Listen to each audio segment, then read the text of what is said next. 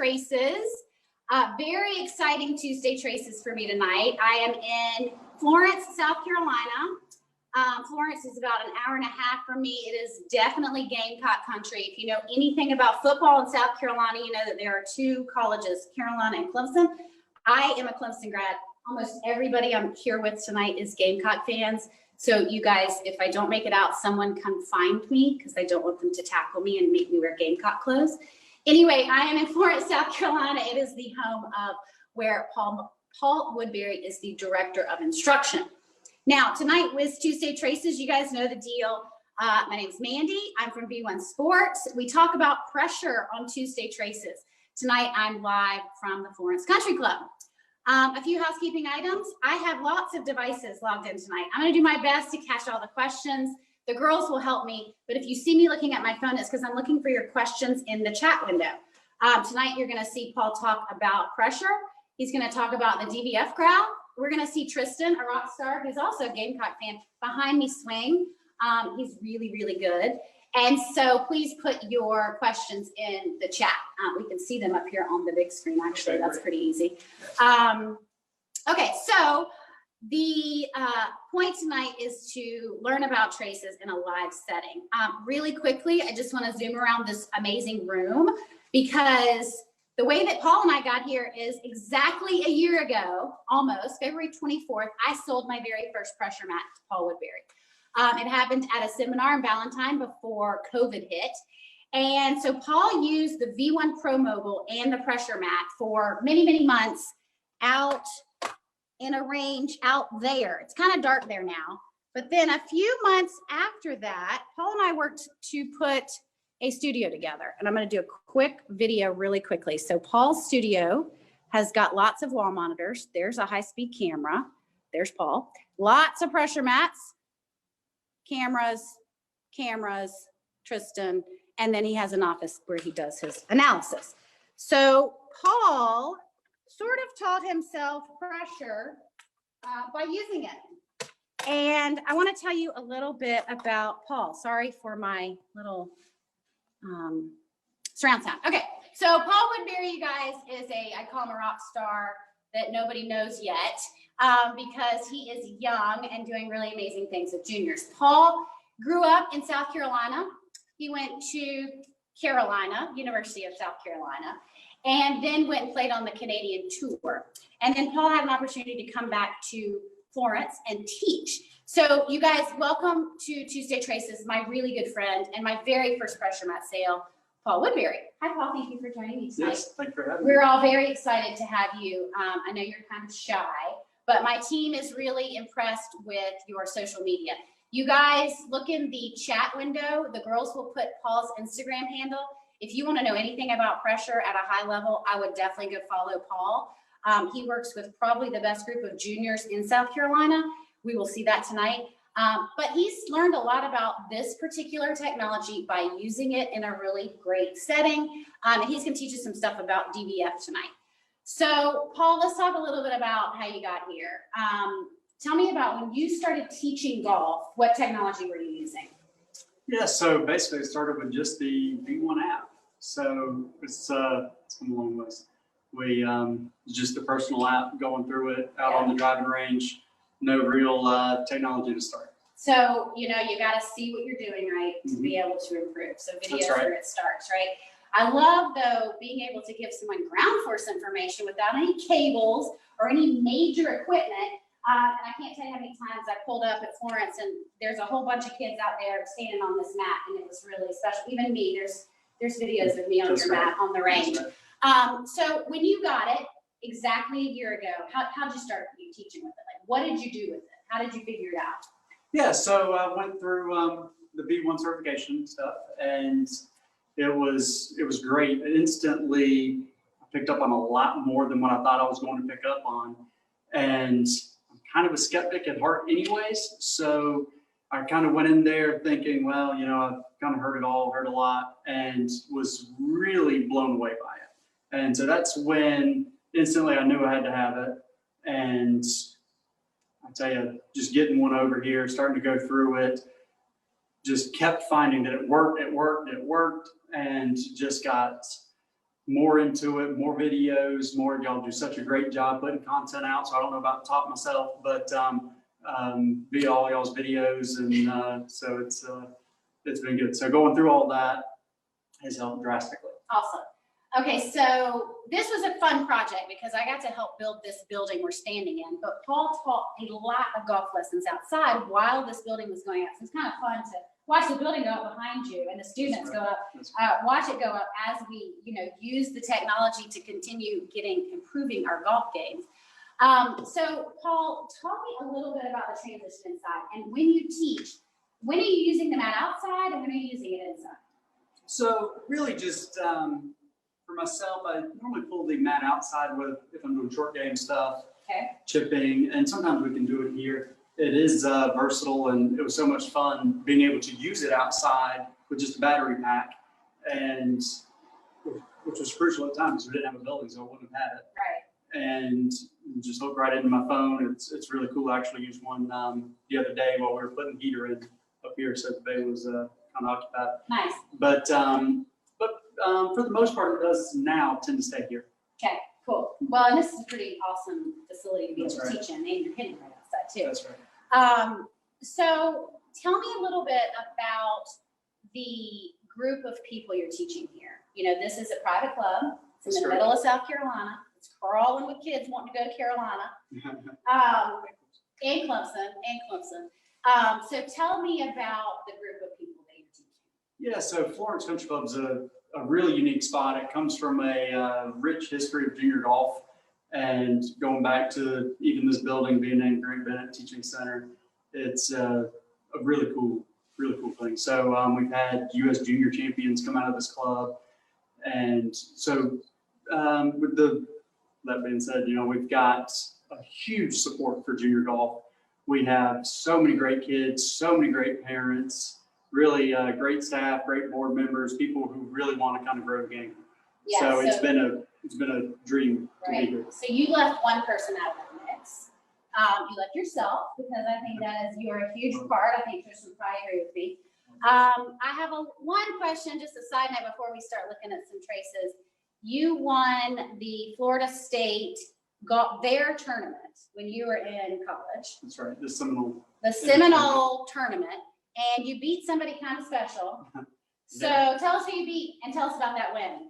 Oh, yeah, so it was fun. An old flashback claim to fame kind of thing. No, it's so played with Brooks Koepka and won that event. So that was fun. He would be like, "Who's this guy now?" But maybe not. Maybe once he sees what you're doing with pressure and the amount of ground force you're getting out of these kids, he wouldn't say that. But I do think it's important. I think that you'll get the feeling if you look at Paul's Instagram page that what he's doing with juniors is really special, and he has a lot to do with that because he's very good to connect with on the junior level. One of the things that you probably don't know or may not ever know is that Paul actually built a locker room for the juniors. So in this room behind me, it's really cool and it's really special. There are 40 lockers, is that right? 40 you lockers. have to earn the locker, and you have to earn to keep the locker. And it is a junior locker room, and it is the only locker room here. And so they have definitely embraced the junior program here, and it's pretty special. So I just think that if you ever have a chance to pop into Florence Country Club, definitely do it. I think that it is, I call it Country Club goals.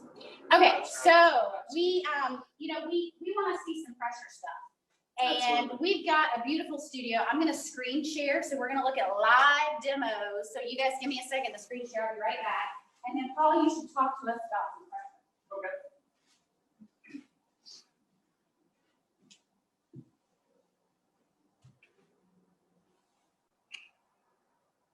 All right. Well, again, I want to thank everybody for kind of tuning in. I'm excited to be able to do this and do it here at Florence Country Club. So, like I said, we talked about how great this place is. But so getting into some pressure movements and, just some basic intro stuff that I found very, very helpful is really even going all the way back to the setup here. So I'm just getting the map set for us here. But so what you'll see here is I'm just looking at the left to right movement. So you can see over here is on the left side, on the right side, not sure how your camera faces. But what we end up seeing a lot of is people setting up and they say, well, you know, I'm all set up here. And it's so nice to get the immediate feedback of saying, well, actually you're 70% on your backside, and that's going to cause you to kind of take it up and out if you get back here on that back foot. So again, and talking to people, they're like, well, what am I even supposed to set up? Where's my pressure supposed to even be? And so when we start talking through that, and then you can look up here on this TV, right? So we're able to say, well, look, you know, we want to get a little bit more weight on that lead side. And it's like, well, is that it? No, well, too much here. So it's like, okay, now what does this feel like, right? So I'm getting in there with 50, 55% pressure, kind of on that left side there, and really getting into a good setup to be able to take that club away on plane. All right, so Paul, let me interrupt you because Yes. I do this all night. I'm sorry. No, that's perfect. You're not allowed to interrupt the golf lesson, but I'm going to interrupt you. Right? Tristan. All right, so when a student walks in here, Yes. do you start by saying, stand on my mat and let's talk about pressure before we even move the club? So no, what we'll do is, because it can be a lot of information. Yeah, Right? totally. And it can be overwhelming. And so do I always look at it? 1,000% yes. Okay. Right? And so the mat is always there. Right? They don't have an option to not stand on it. Okay. And so they just kind of start warming up, loosening up, and I'm already kind of looking at the delayed traces and kind of already starting to form a game plan while they're warming up. Okay, I think that's really cool and really, I kind of knew that about Paul, so I prompted that question. So, you know, there's a lot to be said about watching a student's warm up, right? And sort of seeing how they're setting up and where their pressure is and where it's moving. And even where they're moving vertically or laterally during just warm up. So interesting. Okay. So you're taking notes while they're getting ready. Absolutely. Okay. So you see somebody who's setting up kind of in their toes, or if we're watching the screen there and I'm letting it just set back to normal here. All right. And then in a backswing, it kind of runs out towards their toes, right? We automatically know they're not going to have any depth in their swing, right? This stuff's going to get picked up. We're all the way back here. We're going to dump the club over. We see a lot of that through whether it's some of the older members or, you know, people just kind of starting out. It's a pretty typical move. People don't want to shift. Okay. Shift. Right. Do that again. So, Shift. yes. So, and left, right? and we'll kind of, and that's kind of what we'll be getting to. So is once you get into that good setup there, we'll just say 55% forward would be a great start. And as we start to go back, we're really wanting to even see some of that pressure move slightly towards the heel there, a little bit inside that line there. We know that we're able to make a good turn there. So again, if you see this pressure trace moving out towards that toe there, you can see it doing that, right? We know that they're not going to have any kind of rotation. Right. Right. And so if we can, you know, they can over rotate.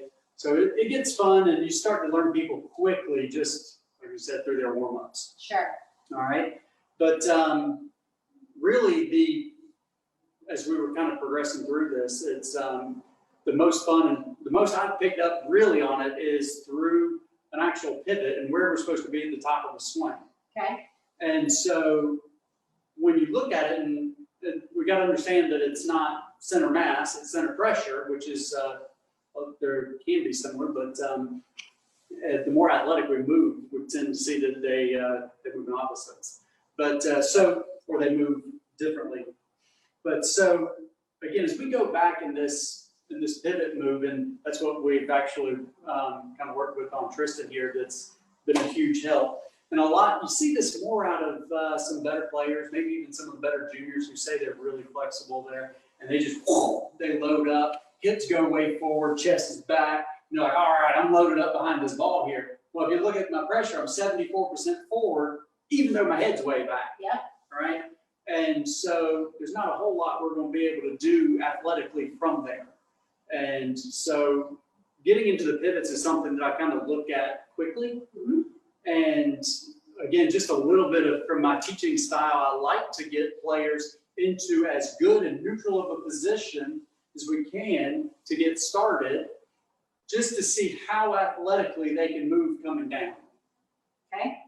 All right. And so anyways, as we go back, and the pressure mats really feel like it taught so many people how to actually turn back and how to pivot. And we're just seeing this like crazy. Everyone's kind of talking about this this extension here, right? Reaching up, Yep. being more centered. There's very old school way of teaching, kind of getting down and back there, make turn your hips, right? Yeah. But then all that center mass goes, well, the center mass is stay forward, but all your pressure moves forward, and we're just not acting athletically from here. We don't get that separation. So again, as we go through that, I really like to see as we get to the top here, right, we're looking back through here. So we're getting to, I'd really like to see people start to kind of, you're going to see as depends on how in depth we start to get, but you're going to see people start to maximize pressure right at left arm parallel, and then the ping pong ball from there is really going to start to shift forward, right? Even though my center mass is staying back, if we can get that ping pong ball shooting forward, it really gives us more of an athletic move. Yeah. And so you see that in a lot of people who are like, well, look, I play baseball, I play soccer, I play this and that. And so it's kind of something unique, right? You see a lot of older members or, people who are picking up the game for the first time, and I'm just centering that chart up again.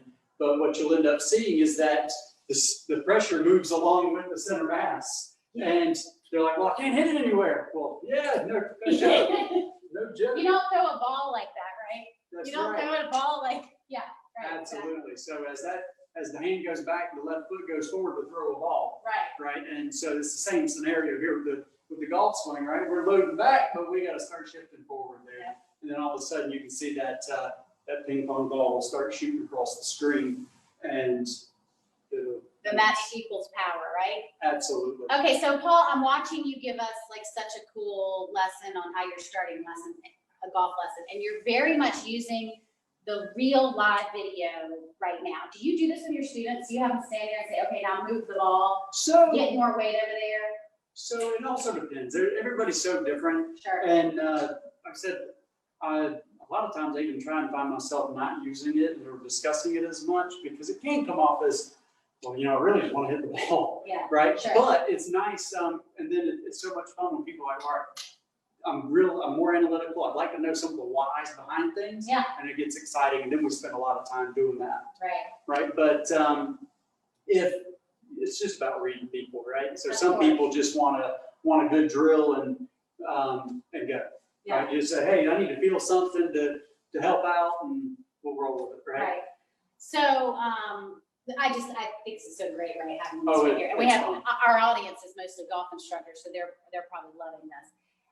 Really quickly before I ask Tristan about his treasure hunt experience, because I do want to ask you about how you've been working with it. Can you talk to the DDF craft? Yes. What do you use that for?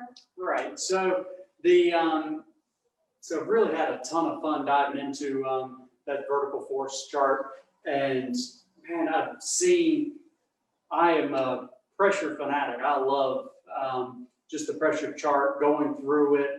Talk all day about the smaller nuances and what we're seeing, and the actual traces, getting people to hit, getting them to be a little more draw bias, kind of getting right heel, left toe kind of thing, mm-hmm.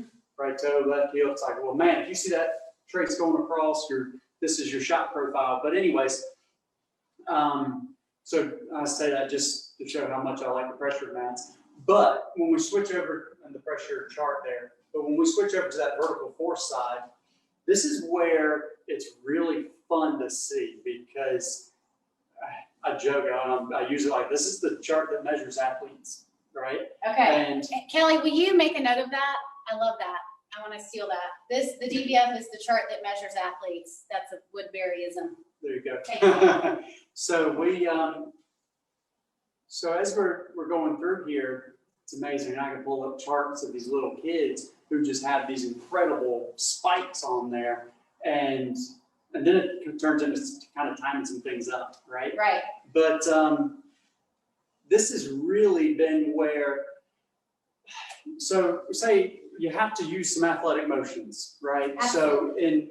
So we're talking about lateral movements, we're talking about rotation, and those are measurable traits on a camera, right? Mm-hmm. And so we're really hitting me. This is the chart that would have really changes my golf swing, and so it really gets me energized about it, because I'm not sure that I ever understood it. And I was always told, well, if you keep your feet still, and then you finish, it looks great, right? And, but it's very inefficient and it generates no speed whatsoever. Right. And so this right here measures, right? So it measures ground force. And what's fun is it's not just that you press down and fire up, it's when, right? When. It's When you do it. It's when, Yes. and then it's, well, how much, right? And so it really gets into some cool things. So I've had some really, really high caliber players come in and their vertical force was awesome. It was totally out of sync. It was just way late. And so the vertical force chart gets into timing that up, but it's amazing because, again, going through that player, they're saying, well, gosh, I didn't know I had to fire that early. Yeah. Are you kidding me? I got to press down that early? There's no way. And I'm like, well, okay. So this is where you did it in your swing. Let's see if we can move it further back. Yeah. Right? Instead of peeking out right before impact, let's see if we can get it a little bit closer to shaft perpendicular to the ground. Right? Let's see if we can get it halfway there. It'll be a 50% improvement. That'll be great. And so we kind of use it that way, right? So it's a good, it's a great timing deal. And then you talk through and have different players and so we can end Tuesday traces right now because we just learned something so amazing. Like we could be done. We're not. Don't worry, we're not. But this is so cool. You guys, Paul says the pressure mat graph is where your pressure is. What are you doing? And then the DVF graph is when to do it right. Like that is so great. That is so awesome. Thank you. I love that. Instructors, make a note. Everybody make a note. I love that. That's so good. When to do it. Okay. Hey, I want to hear about the drill you guys did with DVF. So Tristan, tell us, come in here and ask. He was here for that, right? Yes. So you guys, everyone meet Tristan. I know Tristan's family has joined us. I'm not exactly sure where to look. Sorry, I'm a little all over the place. Yeah, we got cameras everywhere. We have cameras and technology everywhere. Tristan is a rock star student. He is a huge Carolina fan. I told him I was going to give him a hard time about Clemson, but he says we have to go back to him. That's it. And you've been working with Paul for how long? Yeah, way back. Way back? You can't be more than, you can't, I mean, how old are you? Yes, 4 or 5 years. Yeah, 5. 4 or 5 years? Okay, cool. And how old are you? I am 16. 16. And you are a high school sophomore. Okay, cool. And so you want to go play golf in college?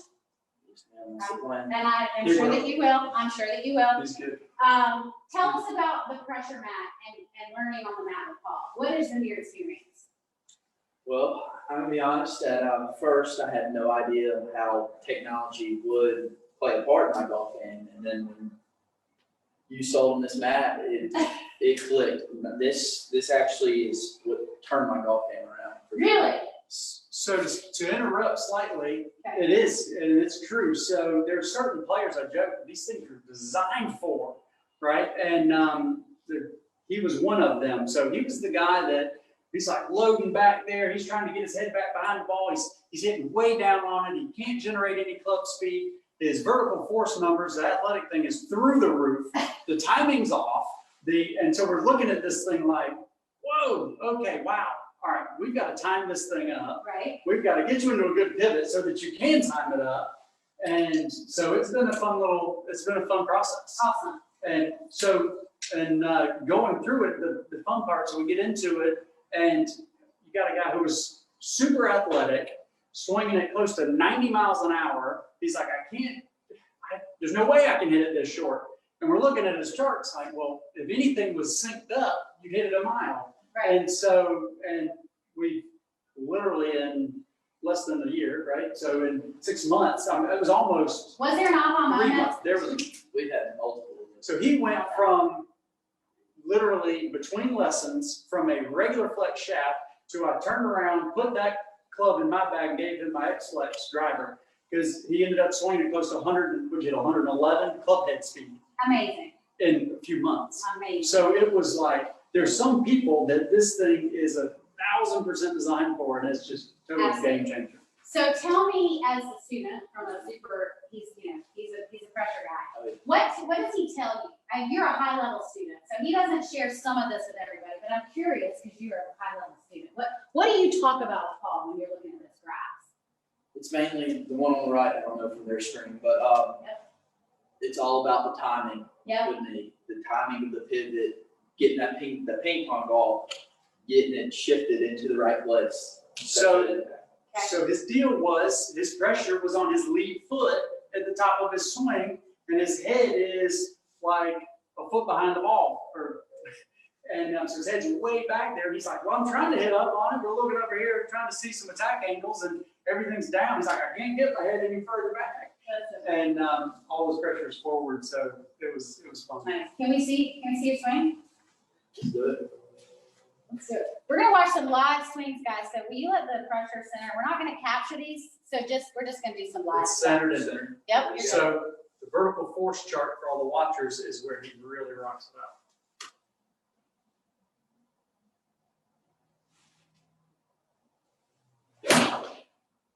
Look at those spikes there. Nice. Woo. So Paul's looking, and when he's doing live feed, guys, he's just watching the spikes and the dynamic vertical force. Can you say it a couple times? Do you mind? So we can we're not going to record these, so we're just going to watch your pressure as you go.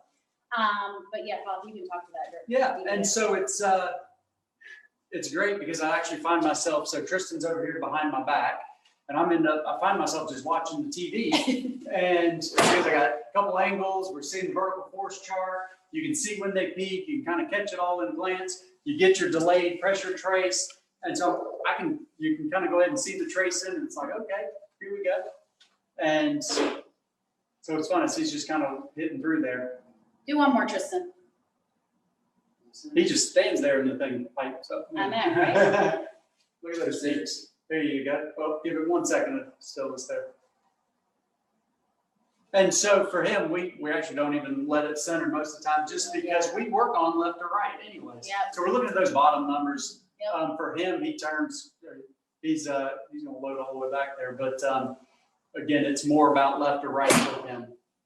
It's a pretty linear trace. So Paul, do you diagnose the trace? I have a lot of instructors say, golly, do I need to know exactly the name of the traces and be able to look at that and say, oh, that's linear, or oh, that's fishhook?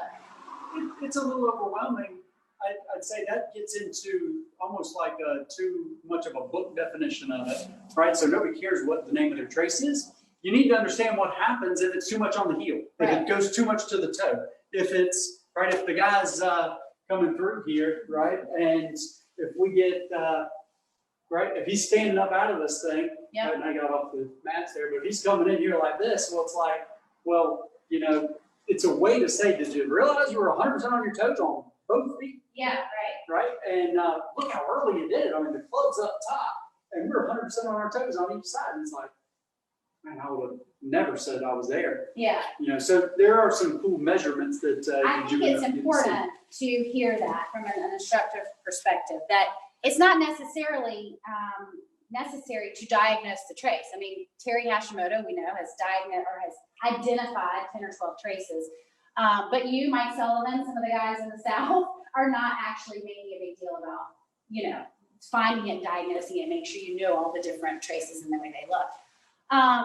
Can we go look at some of your videos? I'd love to see Tristan's before. Absolutely. So I'm going to move my iPad, you guys, in so we can have some audio. And we're going to look at, Paul is going to show us some videos of Tristan before. Well, and so right now we don't have a lot of fours on him, but let's go through and just kind of look, because it's some really cool stuff going through this and really starting to understand. Look at this peak over here. What do you weigh, Tristan? 40 soaking wet, 135. So his weight is 135 pounds. And at this point, this is the perfect example of the vertical force chart of timing it. And so it's the when and the how much, right? So here's a guy who's maxing pressure out, maxing ground force out. It's close to lead arm parallel, club perpendicular to the ground, and then coming into here, right, and putting in 415, right? Pushing down 415 units of pressure there going down. Thank you. And so really, really cool stuff. And so people will be like, well, what number can you get? And I guess basically they've said, you know, the higher the faster, Right, okay. right? And okay. so it's like it's one of the main forces. It's saying, well, can you turn too hard, right? Well, it's called speed, Yeah. right? And if we can get it all synced up, it's called speed. And so it's the same thing here. And really, I've seen more increase in vertical force usage than any kind of lateral movement or any kind of rotational movement. So the vertical force chart has been a huge factor when it comes to speed. Awesome. That's important. That's a good thing to learn from. Absolutely. Can we look at that other video of the other kiddo that was going to come? There were some more before and after. Sure. Heads, yeah. So we've got a couple on here. Yep. So let's see here. We'll give let's give this guy a little shout out. He shot 29 today in his professional event on the Swing Thought Tour here. What's his name? So this is Will Miles. Let's see. Can I minus key this over here? I'm not sure if I can or not. I think so. I'm trying to get over here to. I can just slide it around. How about that? Okay. All right. So. Wait, this is Will Miles. He played in a tour event today? He played on the Swing Thought Tour today, shot 29 on the front, shot 8 under. He had never shot 8 under in a tournament, and the final round of his last event shot 8 under. And the first round of this event, he shot 8 under, so he's 2 for 2 now. Awesome. But this is just kind of a fun understanding of kind of what he did. And so here's a guy who's a relatively well-built guy, right? And when he comes through here, right? So let's find a max vertical force here. What do we have? 130, 140, 142. Why is it growing coming into impact? Right? So what we're talking about, and his driver trace looked equivalent. And so he's peaking ground force after impact. No good. It's right. too late. It's too late, right? So that gets into the timing of everything.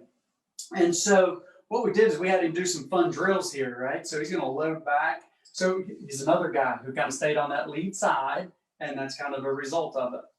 So we've got him doing some drills where he's loading back.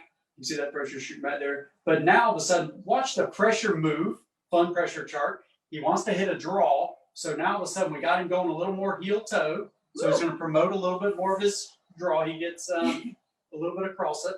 But now look, now he's getting 260 units of pressure right here at shaft perpendicular to the ground, which is, I mean, if we're comparing apples to apples, it's game changer. And so, and that's where he was with his driver as well.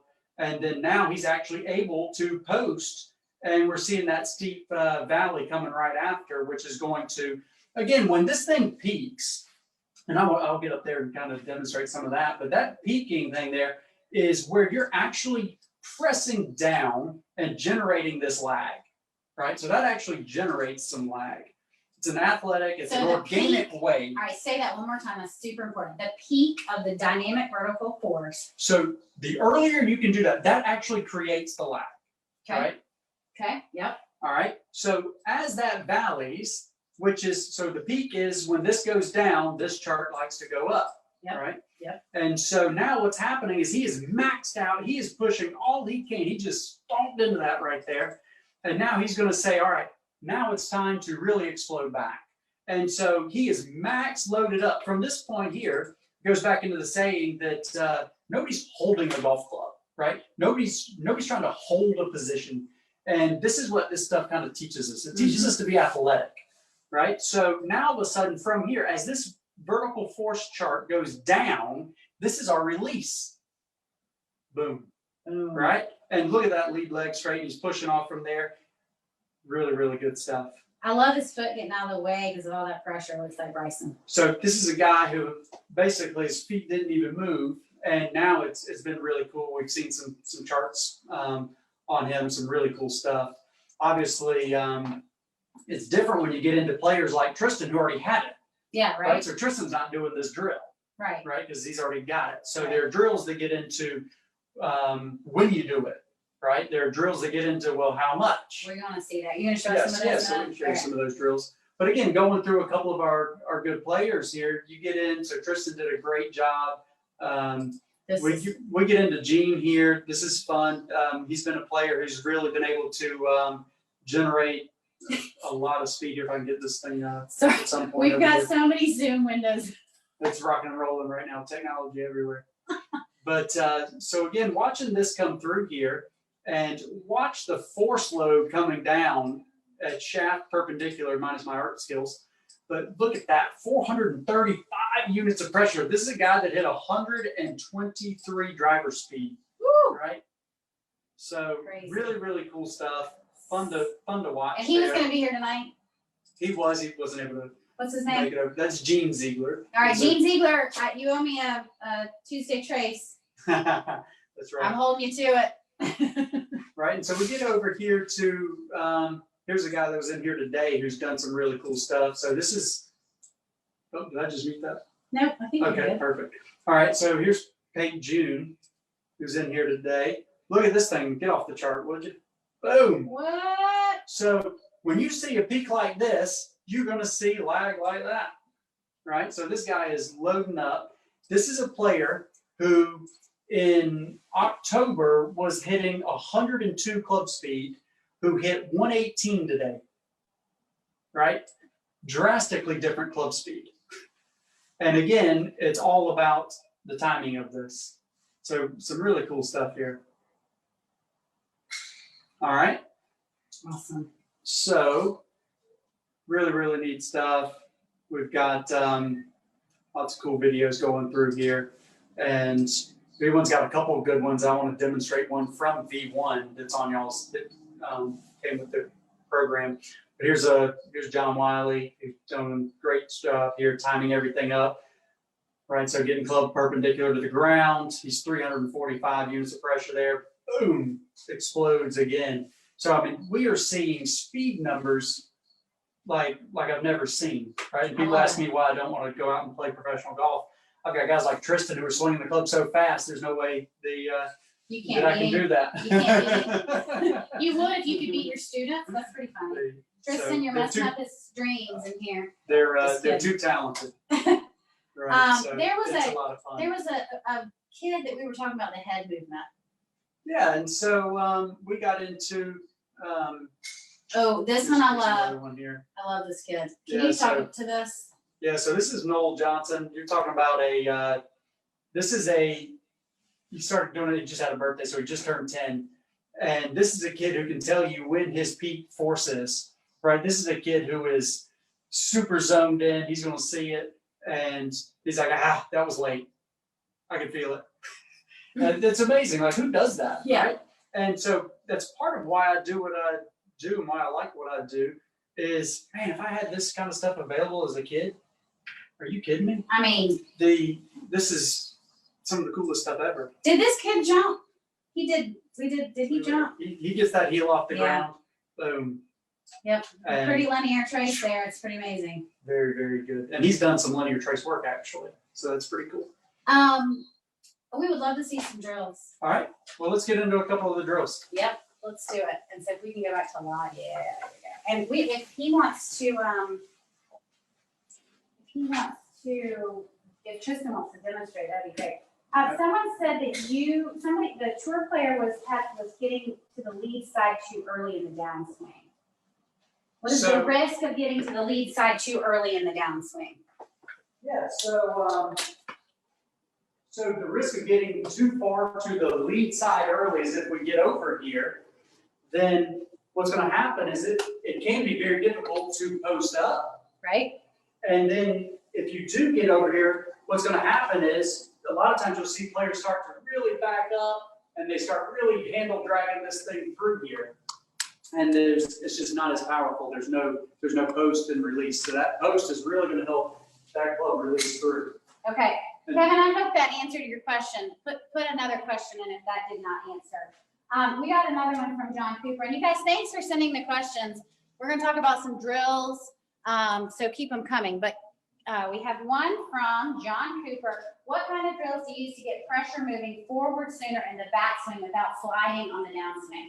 Without sliding on the downswing, yeah. So that can be a difficult thing to do, and that kind of is where I would really kind of talk to my student about the difference in pressure versus mass, right? Center mass. So what he's saying is, well, how do I shift over and not get my body forward? because that's what ends up happening. People are like, well, let's get over to my left side. And we end up, we get steep, there, lots of things can happen there. And so, because that normally comes from the upper body kind of going forward there. But actually trying to get that center pressure moving ahead of time. So a lot of drills that I do is I'll just have them stand here, right? We're up here at our pivot, and we do this.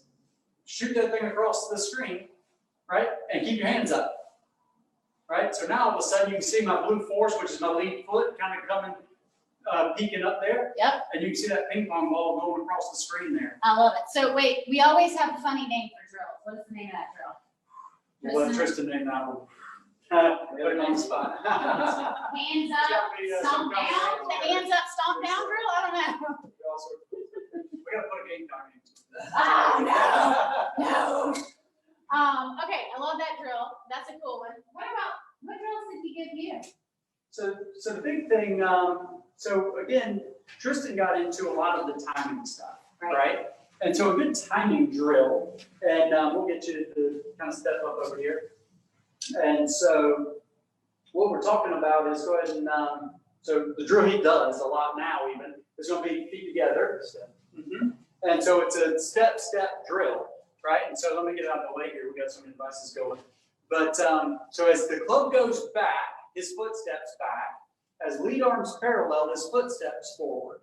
And so go ahead and we'll go step, step, and right. So harder to do it slow. Go ahead and do it full speed. It's like you need music. Yeah, boom.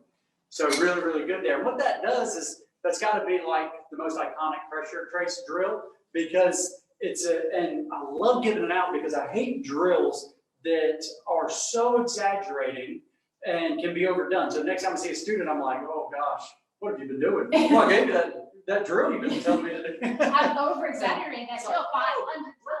Exactly. So this is a fun drill that you really can't overdo. Right? Because it's actually timing it up. You have to step on the count. It's a timing thing. So it's step, move, step, swing. Yeah. So as the club goes back, that right foot goes back. As soon as that left arm's parallel, that lead foot is stepping down. Sort of sounds like the new golf dance a little bit. Yeah. Terry's, we're not going to take, I know Terry has trademarked golf dance, but that does seem like a little bit of a golf dance. So that is a great drill there, no doubt about it. And so one of the best things, if you go ahead and stand back here, so a good drill, a good thing that helps do, go ahead and put those feet together. And what you'll see from Tristan, so go ahead and as he starts to step back, he actually gets a little bit of lateral movement, which helps his posture right here at the top of his swing. You can see how he's much more linear there. We had a big issue with him actually, right? He would actually take that hip and right, he would over rotate, get real forward, kind of get like that at the top of the swing, you dump the club underneath, play big hook, right? We lost that. He plays a baby cut. There we go. I love it. That's Congratulations. right. That's so cool.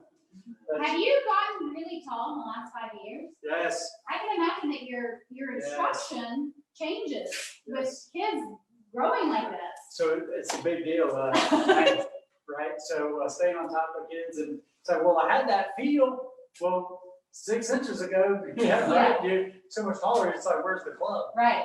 And, oh yeah, we've got some players that are just reaching out there, no doubt about it. So we have 15 minutes left, and we have so much left to talk about. But I do want to ask you, you made a comment earlier when we were chatting and messing around in here in your studio about the head and keeping the head still. And, I talked to all the pressure mat experts.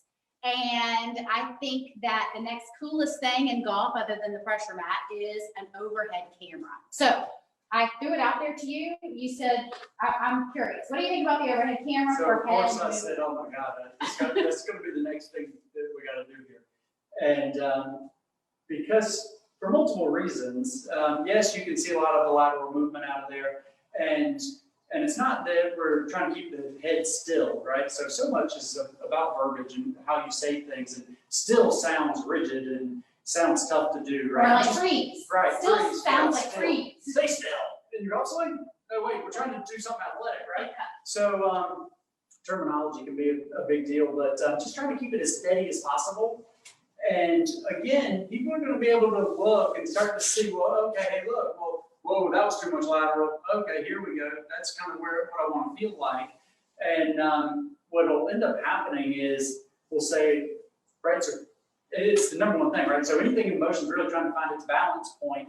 So when people go back like this, they're like, I'm going to load back. Well, here we go, the hips forward. Yeah. Now we're so far out in front of that barrel there. And people are like, yeah, watch this. Yeah. We can't do much. So again, that was a good drill for that. But going back to what you're saying about the above ground thing, it gets into some other stuff about how you're able to. So I really like keeping some good width in the golf swing. And so good width translates to a very athletic body, right? So you need an athletic body to be able to get that club back down. We talked about getting that elbow in front, that kind of stuff, get some width. You see that a little better from the sky up and down. But, and then you're able to really see how that peak pressure there really sets the club, and then that posting move is going to be more into that release, right? Yeah. And so a lot of fun stuff there.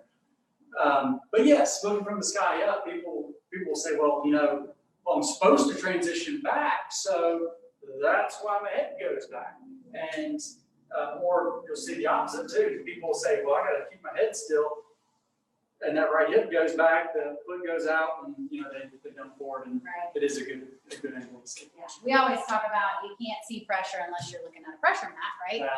And it's of course, video gives you lots of angles. We're looking at face on down the line here, but I really love I want to put an overhead camera here and see what you do with it, because I guarantee you Tristan's going to be like, what are we doing? This is so cool. There's so many new things to learn. You'll definitely get into the Carolina. But yes, so going back into that into the vertical force stuff, it's so much about that timing and when people are able to do that there. So you told me you had a whole bunch of juniors in here one day, and you guys were messing around with that drill. Tell us about that. Were you here that day? Everyone was making bets. They're all sitting back there. We're all sitting here.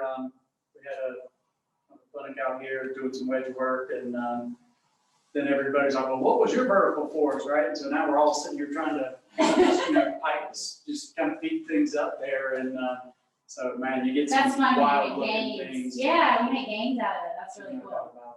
Do you have any other drills that we could see? So again, just kind of going back there, and there's a couple good ones, and it gets into different pressure traces.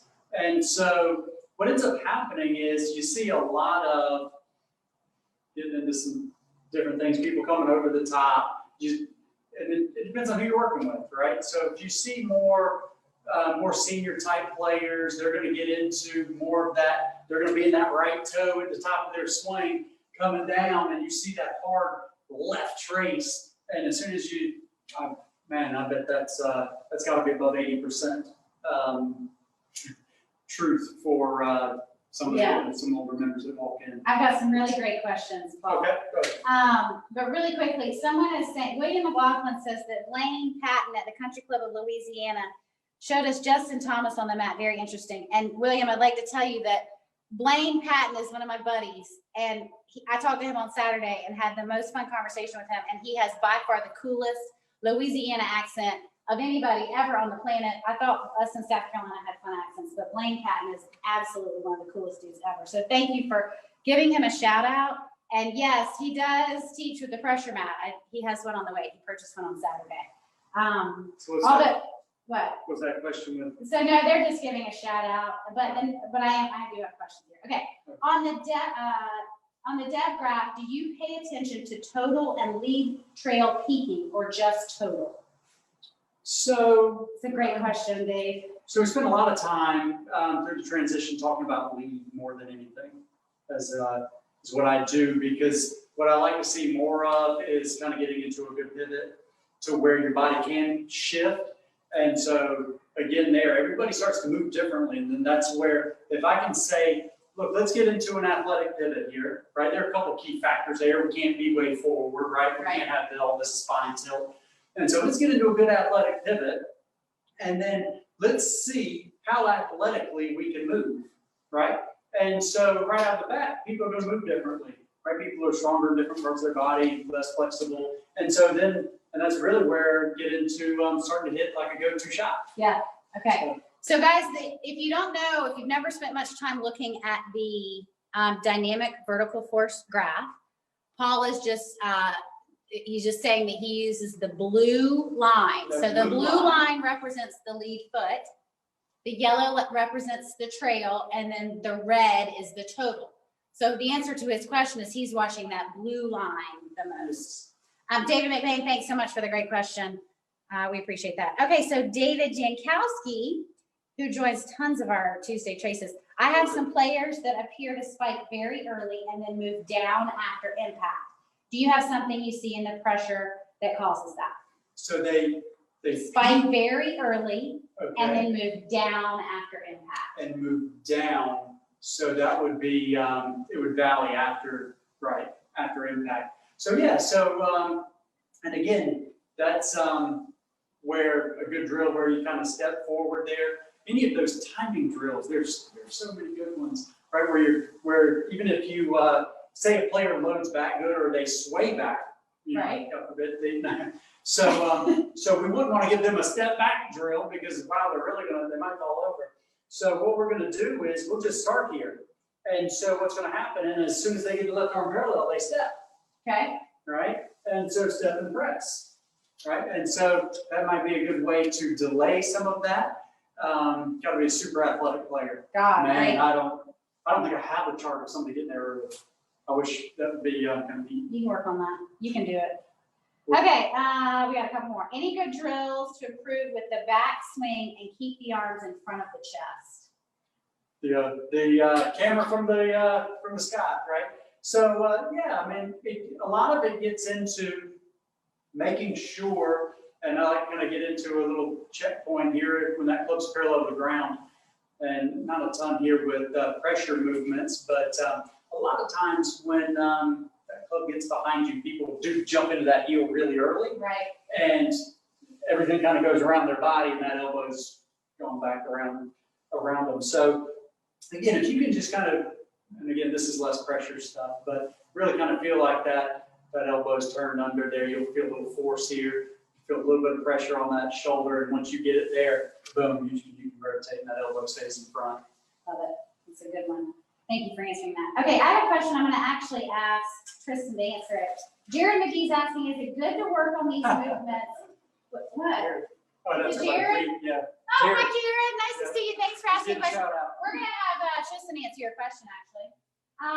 Is it good to work on these movements without having feedback from data from the mat? Can you get yourself into bad positions? Real versus real. I'll answer it. What do you think? What do you think? Absolutely. Is bad? Well, so he might not. He's got good time drills. So what I would say is, if you get these drills and you've never been on the pressure mat, yes, it could be wrong because it is a feel versus real where you might think you're doing something and you're really not. The timing drills you can't overdo, right? Because it's like understand when you're stepping, and if you have a video, that is a good way to kind of time it up. But again, it goes into you're not going to see the vertical force, you're not going to see the win of that, you're not going to. You'll see better pressure movements, but it's really getting into like the how much and some of the where that vertical force goes. So in all the times I've talked to golf professionals, I would say deal and reel is two different things. You cannot understand what you're doing with the ground without a pressure mat. Do not do drills that you see here unless you know where your pressure is to start with, right? I mean, totally. You need to know where your pressure. Yes, You yes, got to know what you do.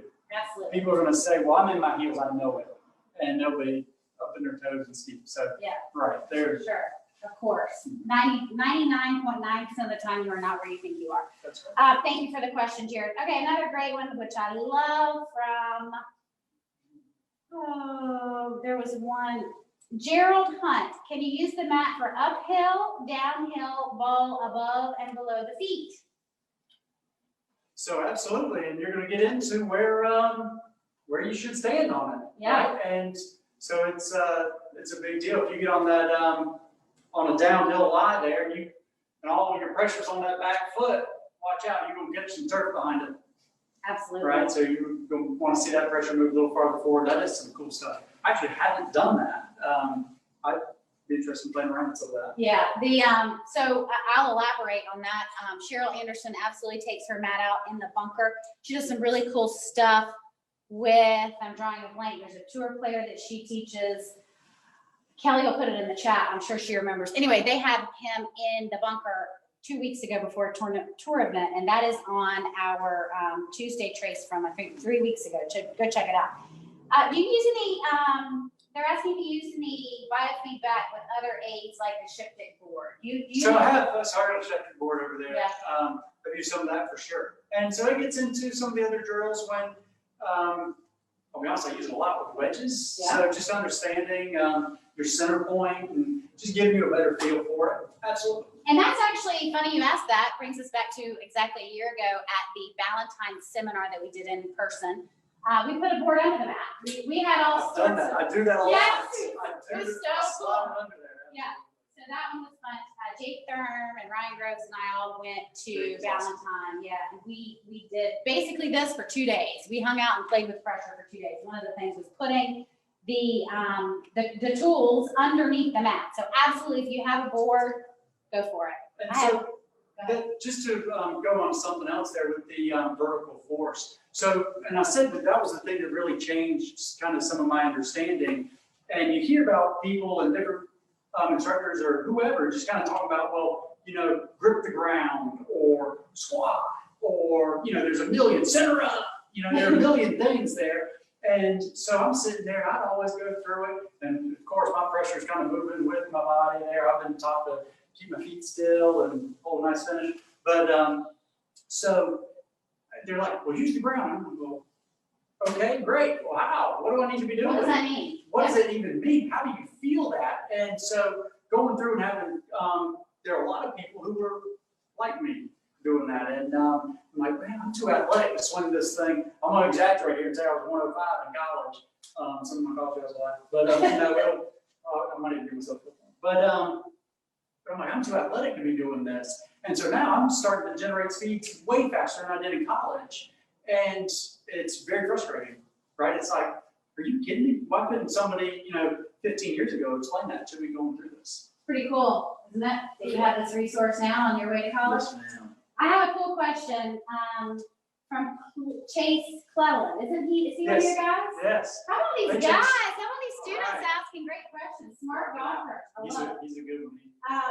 Chase is asking a really great question. Is vertical force the explanation of why a golfer like Tony Finau or Rahm can hit the ball so far with such a short backswing? Yes. Yes. Great question. Great question, Chase. I Absolutely. love it. You are the big winner. So you want to talk to that at all? I mean, let's just, vertical force. Yeah, I mean, so when you get those players, right, they take it back to here, and all of a sudden, you'll actually start to see where they're pressing down so hard, they get a down hinge, right, and there you go. Yeah. Right, it's just, love to see some of the numbers. Yeah, no kidding. We want to get them on pressure mat. So we have, we only have 2 minutes left. Wait, we have one more Tristan question. stage. We have what? We'll watch Tristan for 2 minutes. I know, and right? I'll stay. Okay, hang on. This is a really great one from Randy Flora. Randy, thank you so much. I see you every week, and I love it. After watching some of your posts on Instagram, he's talking to you, Paul. Thank you. I noticed that some of your students are working on rotating, swiveling their head at impact or before. Do you find this is helpful for players who need to get more pressure into their lead leg?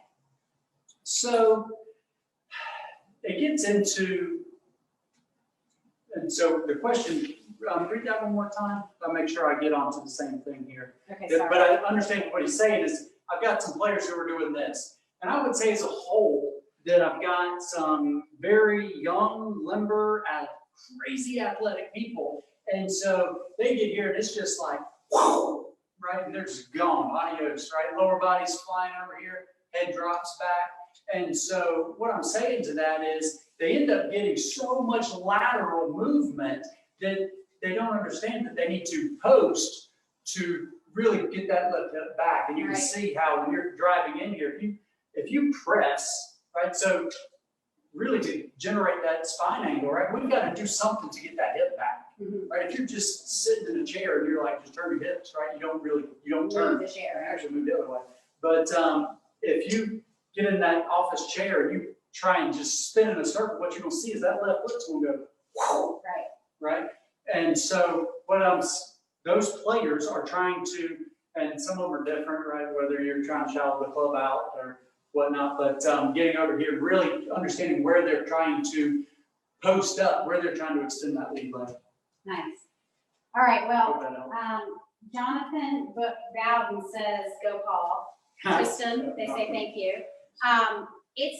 We're in South Carolina and we have our door open, and even though it's 65 degrees, it's getting chilly in here. So we're gonna wrap up Tuesday Traces because we all have South Carolina bones. Thanks for hanging out with me tonight. Appreciate it. Thanks, you. Absolutely. Everyone, thanks for Appreciate joining you. us for Tuesday Traces. We love you. We'll see you next week from Idle Hour in Atlanta. Cheers, guys.